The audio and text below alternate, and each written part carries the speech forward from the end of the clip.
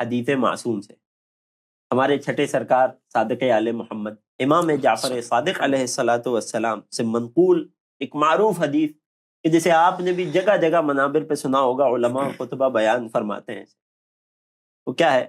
من بکا او ابکا او تباکا وجبت لہ الجنہ، جو شخص روئے یا رلائے، تباکا، یہ جو لفظ ہے نا، اس لفظ سے یہ سوال پیدا ہوتا ہے، اور آپ نے مختلف آراء سنی ہوں گی لوگوں۔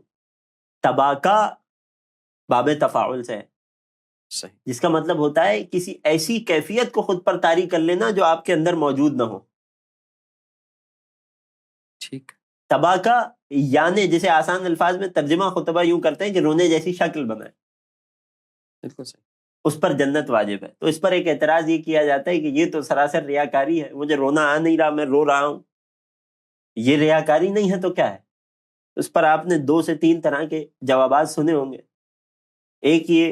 ایک گروہ وہ ہے کہ جو اس روایت پر سے تمسک کرتے ہوئے یہ کہتا نظر آئے گا کہ عزاداری میں ریاکاری بھی صحیح ہے، اور ایک گروہ اس کے نتیجے میں حدیث پر اعتراض کرتا نظر آئے گا، جبکہ ایک بیچ کی راہ ہے۔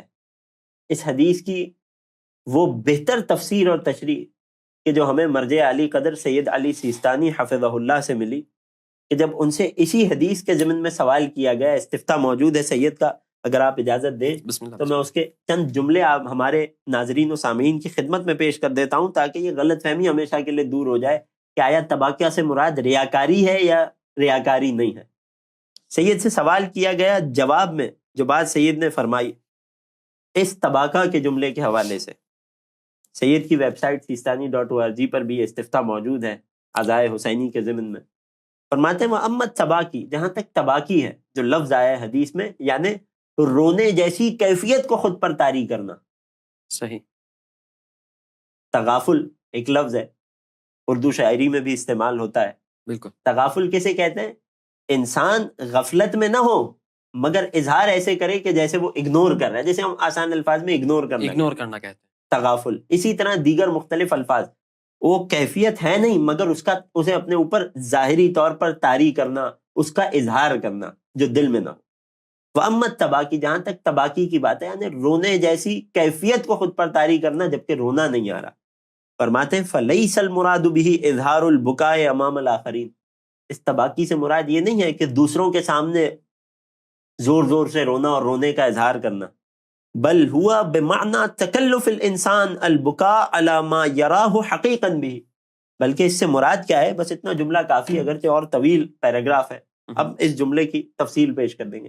بلکہ یہاں تباکی سے مراد یہ کہ انسان اپنے دل کو آمادہ کرے، انسان کوشش کرے کہ اپنے اطراف، جب اندرون سے ماحول نہیں بن رہا گریے کا، دل سخت ہو رہا ہے، کچھ وقت ہوتے ہیں کہ جب انسان کو رونا نہیں آتا۔